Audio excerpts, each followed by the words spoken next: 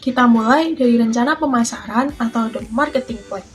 Pemasaran usaha kecil atau small business marketing sendiri adalah kegiatan bisnis yang mengarah pada penciptaan, pengembangan, dan penyampaian nilai atau bundle of satisfaction dari pemilik usaha ke pelanggan sasaran.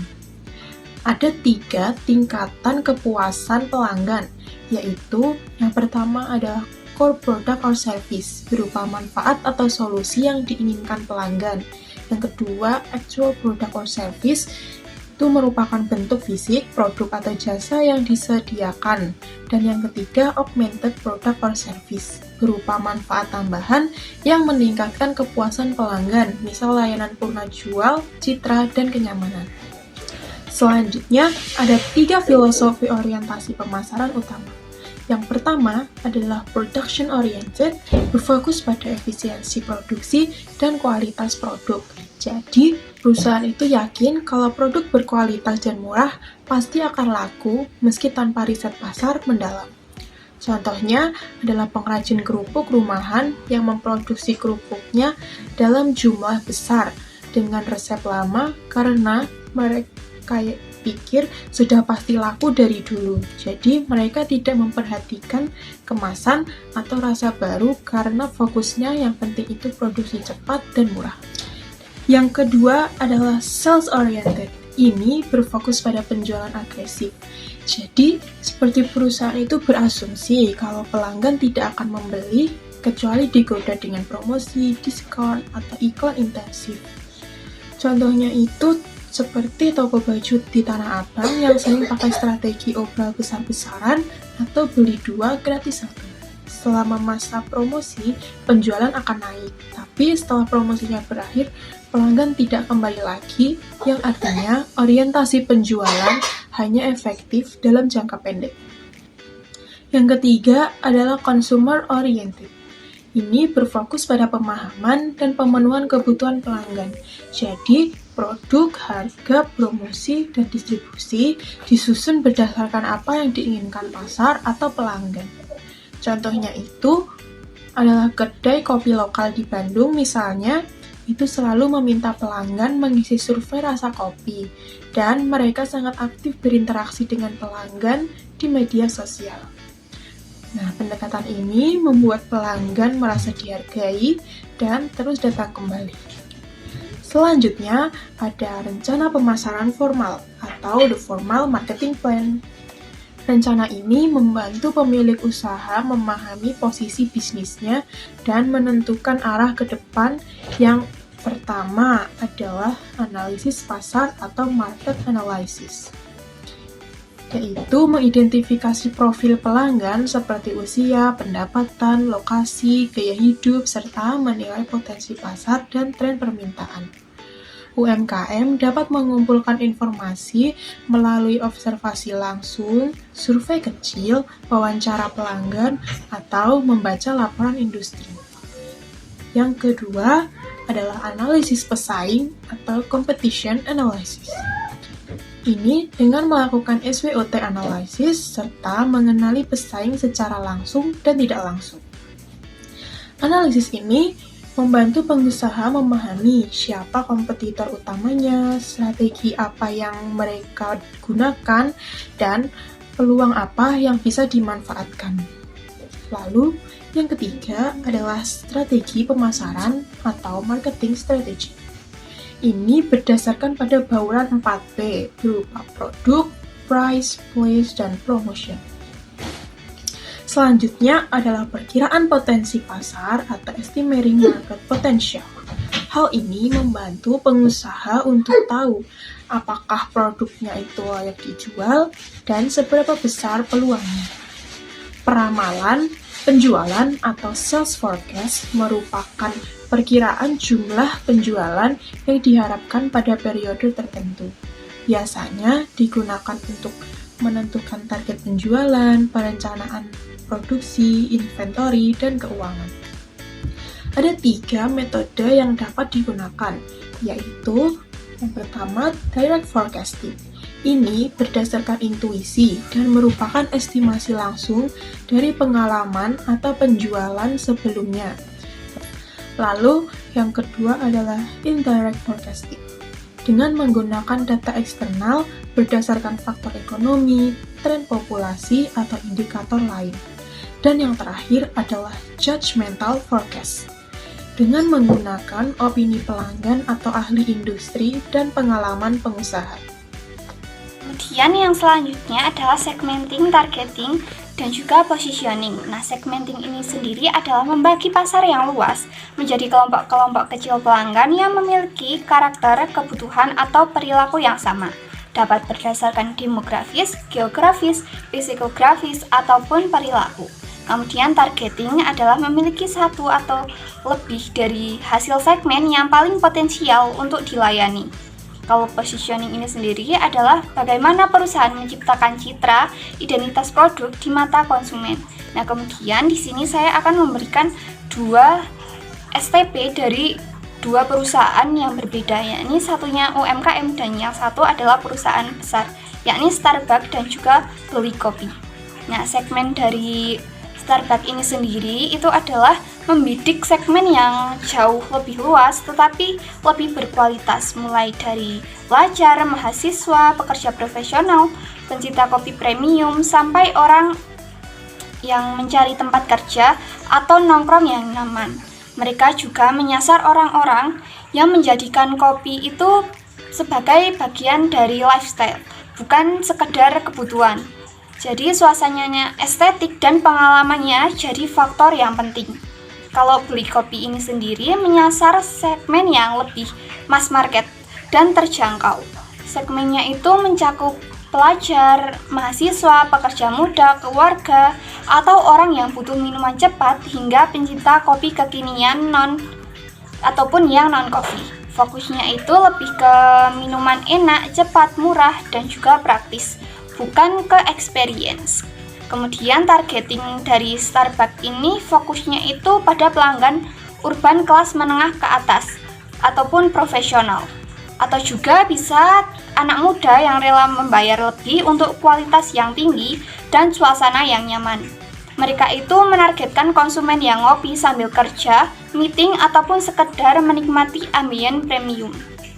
Kalau Beli Kopi ini sendiri itu fokusnya lebih pada mahasiswa dan juga karyawan yang butuh minuman harian dengan harga yang masih masuk akal, serta anak muda yang suka minuman kekinian dan sensitif terhadap promo. Jadi targetnya itu lebih ke pembeli yang cepat dan juga sering. Kalau positioning dari Starbucks ini sendiri adalah memposisikan diri sebagai premium coffee shop yang menawarkan kualitas, pengalaman, suasana yang nyaman, dan juga lifestyle. Mereka ini ingin dikenal bukan hanya jualan kopi, tapi juga ruangan untuk bekerja dan juga hidup. Kalau Beli Kopi sendiri ini adalah memposisikan diri sebagai coffee shop harian yang mudah diakses, cepat, harganya ramah, tapi tetap enak. Jadi fokusnya itu lebih ke value of money dan kenyamanan beli, bukan suasana tempatnya. Jadi perbedaan dari STP kedua perusahaan tersebut itu terletak pada bagaimana tujuan dan strategi dan juga identitas yang diinginkan oleh perusahaan. Nah, yang selanjutnya ada konsep 4P dan juga 7P. Di 4P ini saya mengambil contoh dari McDonald dan juga The Crew sebagai perbandingannya. Yang pertama itu ada produk atau produk. Di sini McDonald menyajikan produk global dengan standarisasi tinggi seperti Big Mac, McChicken, dan terus berinovasi dengan menu lokal seperti nasi uduk McD dan juga ayam spicy. Nah, sedangkan The Kriuk ini menawarkan ayam goreng crispy sebagai menu utama dengan cita rasa lokal, harga terjangkau, dan juga variasi sambalnya. Yang kedua itu ada price atau harga. Di sini McDonald mematok harga premium dan menyasar kelas menengah ke atas. Sedangkan The Kriuk ini menawarkan harga sangat terjangkau mulai dari 9 ribuan dan cocok untuk pasar menengah ke bawah. Yang ketiga itu place, distribusi atau lokasi. Di sini McDonald memiliki outlet strategis di kota besar, rest area, dan juga pusat perbelanjaan. Sedangkan The Kriuk ini mengandalkan konsep booth atau franchise kecil yang mudah tersebar hingga ke perumahan atau pinggir jalan. Dan yang keempat ini ada promotion atau promosi. McDonald ini menggunakan promosi besar dengan iklan TV, kolaborasi brand, dan juga kampanye digital. Sedangkan The Creative ini hanya mengandalkan promosi digital melalui platform TikTok dan juga Instagram. Nah, untuk 3P tambahannya di sini saya mengambil contoh dari perusahaan jasa yaitu Gojek. Yang pertama itu ada people atau orang. Gojek ini sangat bergantung pada mitra driver sebagai ujung tombak layanannya. Tantangan yang dihadapi saat ini tuh menjaga kualitas dan juga etika pelayanan driver di lapangan, terutama karena beberapa kasus viral seperti kelakuan driver yang kurang sopan atau keterlambatan. Gojek ini merespon dengan pelatihan online, sistem rating, dan juga reward untuk driver berprestasi. Yang kedua itu ada proses. Gojek ini terus memperbaiki proses pemesanan dan penyampaian layanannya. Misalnya dengan fitur estimasi waktu real time, pilihan kendaraan, dan juga integrasi multi layanan seperti GoFood, GoSend, dan lainnya dalam satu aplikasi. Tantangan yang dihadapinya itu kestabilan aplikasi dan juga keluhan pengguna saat sistem error atau driver membatalkan pesanan secara sepihak. Nah, yang ketiga itu ada physical evidence. Sebagai layanan digital, bukti fisik Gojek ini sudah terlihat dari seragam driver, helm berlogo, sampai ke tampilan aplikasinya. Gojek ini juga memperkuat kepercayaan lewat landing kendaraan, stok digital, dan juga kemasan GoFood. Namun tantangan yang sering muncul itu ketika ada mitra yang tidak memakai atribut resmi yang bisa menurunkan kesan profesionalismenya. Jadi, dari keseluruhan ini, bauran pemasaran 4P itu memang pada awalnya ditujukan untuk perusahaan yang bergerak di bidang produk fisik, namun bukan berarti tidak relevan untuk perusahaan jasa. Sementara dalam sektor jasa, tambahan 3P ini memiliki peranan penting untuk memastikan layanan berjalan lancar dan juga memberi kesan profesional kepada pelanggan. Meski demikian, 4P ini juga tetap dibutuhkan dalam menjalankan strategi pemasaran. Oleh karena itu, tidak ada batasan bahwa 4P ini hanya untuk produk dan juga 3P hanya untuk jasa. Semua elemen 7P ini tuh saling melengkapi tergantung pada kebutuhan dan karakteristik bisnisnya. Pemasaran interaktif, promosi menggunakan internet dan media sosial. Di era digital saat ini, sebuah usaha perlu mengintegrasikan internet dan media sosial ke dalam strategi pemasaran mereka untuk membuka peluang lebih besar bagi suatu bisnis itu untuk berkembang dan mendapatkan lebih banyak pelanggan di masa mendatang. Strategi pemasaran promosi digital ini dapat dilakukan dengan yang pertama membuat dan juga mendaftarkan nama situs. Sistem nama domain atau DNS memungkinkan pengguna untuk menemukan situs website dari sebuah usaha itu di internet. Contohnya saja seperti website Kopi Tuku yaitu www.tuku.coffee. Mereka menyajikan informasi mengenai profil usaha, lini produk atau kumpulan produk, lalu ada tanggal tuku bagian komunitas dari pelanggan Kopi Tuku, lalu ada toser baku. Mereka tidak hanya menjual kopi, namun mereka juga menjual merchandise. Lalu ada surat kabar dan galeri, lalu ada informasi lokasi, kontak yang bisa dihubungi, dan platform yang mereka gunakan. Lalu contoh berikutnya dari brand besar yaitu Converse Indonesia dengan website www.converse.id. Mereka menyajikan informasi mengenai profil usaha, katalog produk, lalu ada juga pembelian melalui website dan fitur-fitur lainnya. Yang kedua, membangun situs website yang ramah. Sebuah usaha perlu membuat website yang mudah diakses dan juga dapat memenuhi kebutuhan informasi yang dibutuhkan oleh pelanggan. Contohnya saja seperti Converse, mereka memiliki katalog yang dikategorikan berdasarkan usia dan juga gender, yaitu shop for women, shop for men, dan juga shop for kids. Yang ketiga ada promosi situs website, bertujuan untuk menargetkan pelanggan yang sudah ada dan juga mencari prospek baru. Nah, promosi website ini bisa dilakukan dengan penempatan iklan spanduk di situs website lain yang diharapkan pengguna dari situs website lain dapat mengunjungi website yang diiklankan oleh sebuah usaha. Namun, promosi ini seringkali dianggap mengganggu pengguna website lain.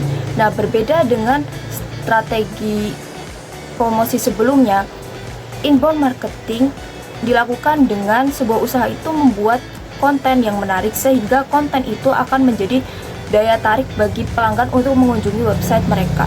Lalu ada optimasi mesin pencari atau SEO. Jadi semakin sebuah usaha itu dikenal oleh banyak orang, maka semakin tinggi hasil pencarian usaha mereka di internet.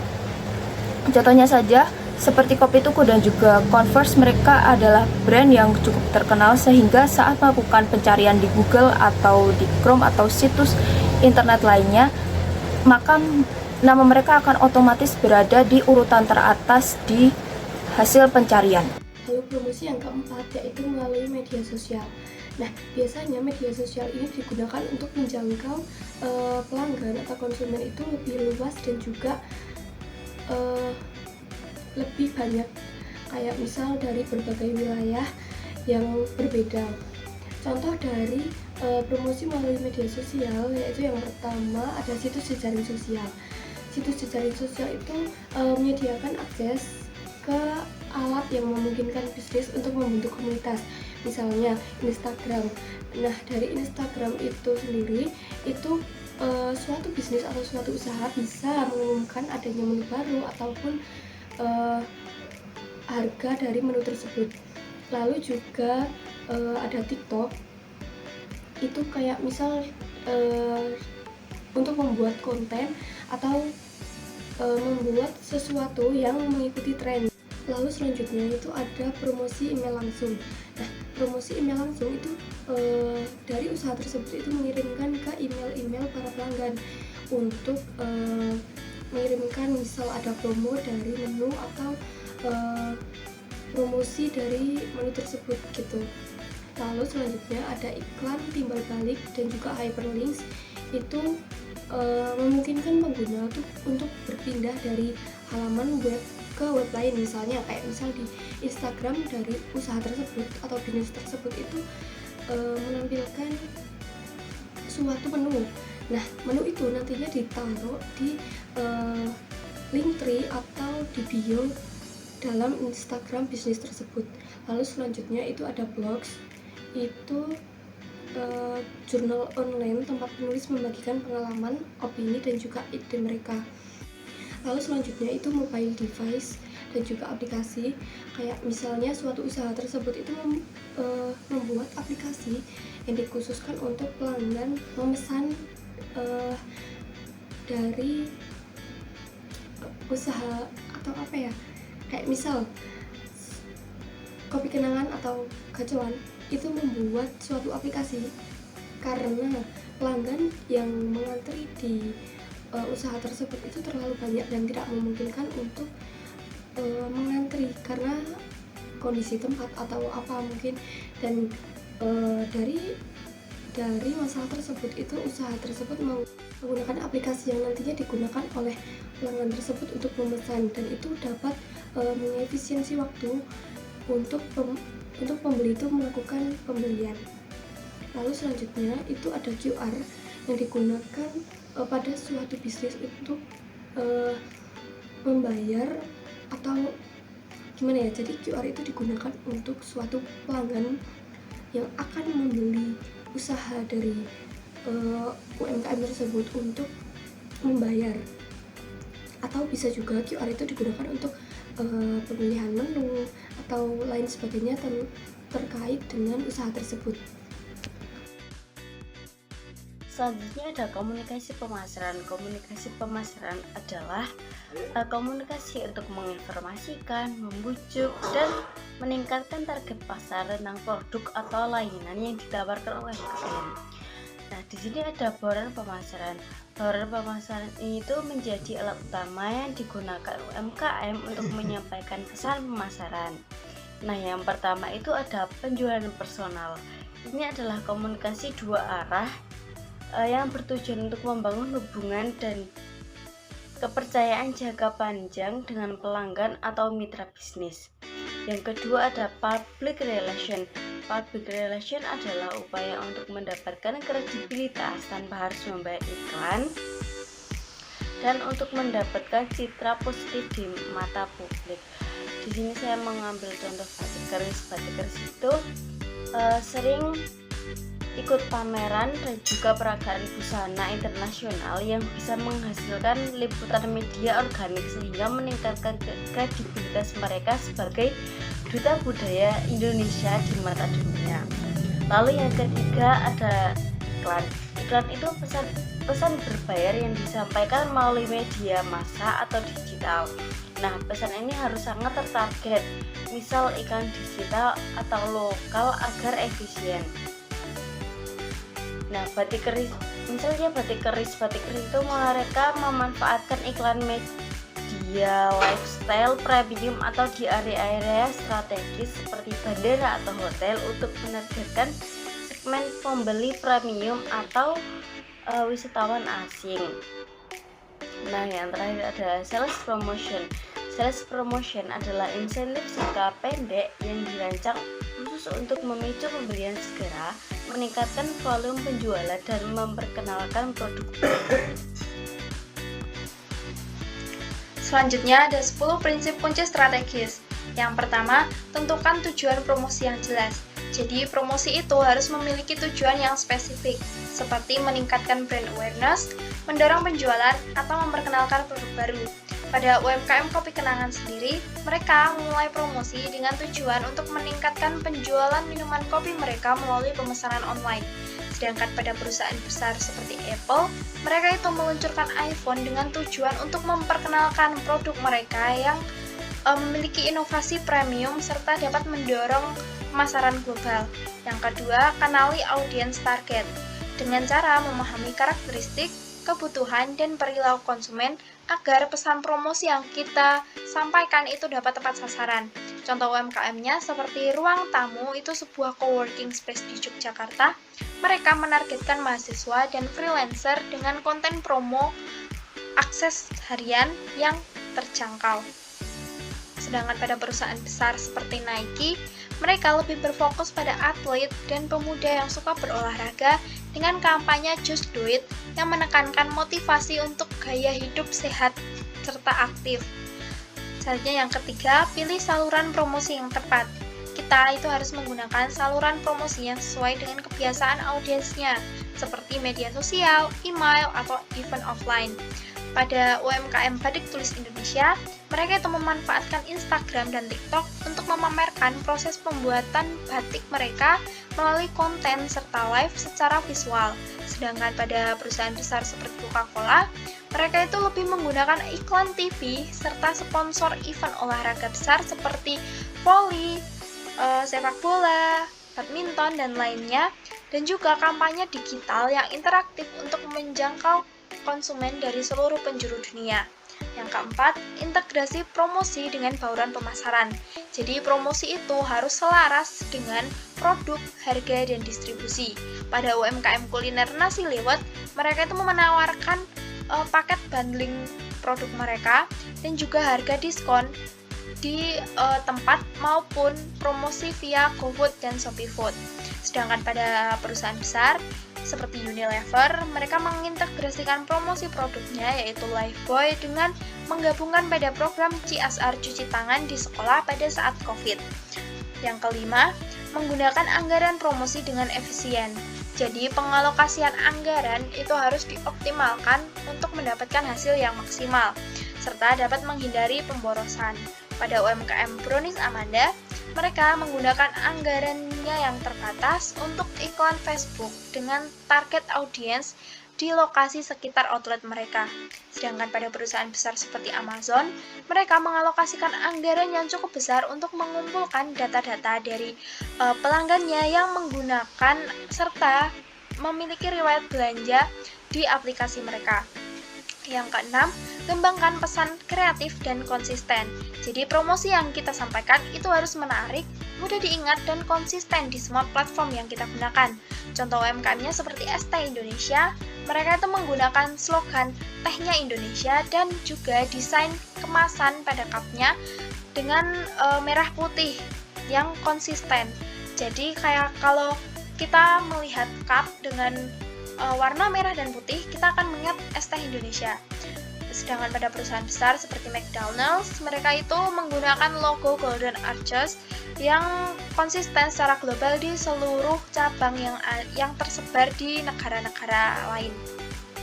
Yang ketujuh, memanfaatkan teknologi dan media digital. Jadi, kita itu harus bisa memanfaatkan teknologi digital dan media ini seperti SEO, iklan berbayar, automasi media sosial, serta analitik.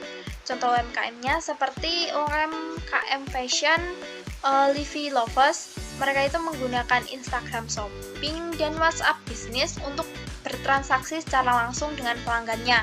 Sedangkan pada perusahaan besar seperti Samsung, mereka itu menggunakan augmented reality untuk pada sebuah website untuk memberikan experience pada pelanggan mencoba dulu sebelum membeli produk elektronik mereka. Yang ke-8, libatkan pelanggan secara interaktif. Jadi, kita itu harus bisa membangun interaksi dua arah melalui kuis, polling, atau layanan chat. Contoh UMKM-nya seperti Kopi Janji Jiwa, mereka itu pernah mengadakan kontes foto ngopi ala jiwa di Instagram dan pemenangnya akan mendapatkan hadiah-hadiah voucher menarik. Sedangkan pada perusahaan besar seperti Starbucks, mereka itu memiliki platform My Starbucks Idea itu untuk mendengarkan masukan-masukan pelanggan mengenai produk baru yang mereka luncurkan seperti review gitu. Yang ke-9, evaluasi dan ukur hasil promosi. Jadi kita itu perlu memantau seperti apa sih hasil promosi kita itu, apakah hasil promosi kita itu sudah bagus atau masih kurang gitu. Contoh UMKM-nya seperti UMKM Skincare Wardah pada saat merintis, itu mereka kayak melacak respon pelanggan terhadap promo yang mereka berikan, yaitu buy one get one melalui penjualan harian mereka. Jadi apakah promo tersebut itu berhasil untuk meningkatkan penjualan atau tidak? Apabila berhasil, mereka dapat menggunakannya pada produk-produk yang akan mereka luncurkan di kemudian hari.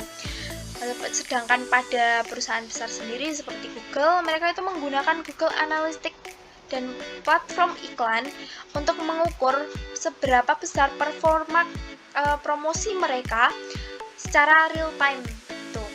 Yang terakhir, yang ke-10, memberikan pelatihan kepada tim. Jadi, tim pemasaran kita itu harus memahami produk, brand voice, dan teknik komunikasi yang efektif. Contohnya seperti UMKM catering, jasa catering dapur bunda, itu mereka melatih stafnya untuk memahami apa menu-menu yang disajikan di situ, serta bagaimana cara menawarkan paket catering kepada pelanggan agar pelanggan itu tertarik dan membeli paket tersebut. Kemudian pada perusahaan besar seperti Toyota, mereka itu memberikan pelatihan rutin kepada sales dan customer service mereka mengenai produk terbaru dan teknik pelayanan yang tepat agar pelanggan itu merasa kalau pelayanannya baik sehingga merasa cocok dan membeli produk tersebut. Selanjutnya kita akan membahas Customer Relationship Management. Nah, atau bisa disingkat dengan CRM. Nah, apa sih itu CRM ini? Nah, secara formal, CRM ini didefinisikan sebagai strategi bisnis menyeluruh yang dirancang untuk mengoptimalkan profitabilitas, pendapatan, dan kepuasan pelanggan. Caranya yaitu dengan memfokuskan pada kelompok-kelompok pelanggan yang telah ditentukan secara tepat. Nah, artinya CRM ini bukan hanya sekadar software atau aplikasi, melainkan sebuah pendekatan bisnis untuk memahami dan melayani pelanggan dengan lebih baik. Mengapa sih CRM itu penting untuk keberlangsungan UMKM? Nah, yang bagi UMKM sendiri itu CRM memberikan 3 manfaat utama. Yang pertama, biaya akuisisi pelanggan baru itu lebih mahal atau lebih tinggi dibandingkan mempertahankan pelanggan lama. Dengan CRM, kita bisa menjaga hubungan baik dengan pelanggan lama. Nah, yang kedua itu pelanggan lama itu lebih percaya dan cenderung berbelanja lebih banyak. Nah, karena itu mereka sudah mengenal kualitas produk dan layanan kita. Nah, karena itu kita harus mempertahankan pelanggan lama itu. Nah, yang ketiga itu pelanggan yang puas itu akan merekomendasikan produk kita ke orang lain. yang artinya penjualan kita itu bisa meningkat melalui word of mouth. Lalu bagaimana sih cara memulai CRM ini? Nah, langkah pertama itu adalah membangun basis data pelanggan. Nah, data yang diperlukan itu yang pertama yaitu informasi pribadi seperti nama dan kontak. Yang kedua itu data demografi seperti usia, lokasi, dan pekerjaan. Yang ketiga itu gaya hidup dan psikografi seperti minat dan kebiasaan berbelanja. Yang keempat itu ada aktivitas internet seperti media sosial yang sering digunakan. Dan yang kelima itu riwayat transaksi untuk mengetahui pola pembelian. Dan yang keenam itu adalah respon sebelumnya yang terhadap promo atau survei. Yang ketujuh yaitu catatan keluhan atau feedback dari pelanggan. Nah, dengan data ini kita bisa memberikan layanan yang lebih personal dan dapat tepat sasaran. Contoh penerapan sederhana CRM ini, di sini saya menggunakan dua contoh, yaitu UMKM yang sudah terkenal atau sudah besar. Yang kedua itu UMKM yang baru atau yang masih kecil. Nah, yang pertama itu UMKM yang sudah besar atau yang sudah terkenal, yaitu contohnya seperti Kopi Kenangan. Nah, mereka menggunakan program CRM ini dengan cara memberikan membership kepada pelanggannya. Nah, membership ini juga di Kopi Kenangan itu banyak variasinya. Nah, di sini kan kegunaan dari membership itu memberikan potongan-potongan harga dan reward lainnya, dan juga benefit lainnya juga. Nah, terus di Kopi Kenangan itu kan ada yang namanya aplikasi Kopi Kenangan Indonesia. Nah, di aplikasi ini kan Kopi Kenangan itu bisa mendapatkan data-data pelanggan yang diperlukan seperti data transaksi, terus juga data nama, identitas, umur, bahkan tanggal lahir dan lain-lain. Itu berguna untuk memberikan promo-promo ataupun diskon-diskon yang sesuai dengan keinginan pelanggan. Nah, terus yang kedua itu contoh yang kedua untuk UMKM yang masih baru atau yang kecil itu seperti UMKM yang di desa saya itu penjual bakso yang itu sudah terkenal di desa saya, tapi masih kecil, tapi lumayan ramai. Nah, penjual bakso ini tuh menggunakan program CRM itu dengan cara memberikan pelayanan baik, terus juga ramah kepada pelanggan. Terus penjual bakso ini sering banget itu memberikan bonus atau bahkan potongan harga dan lain-lain.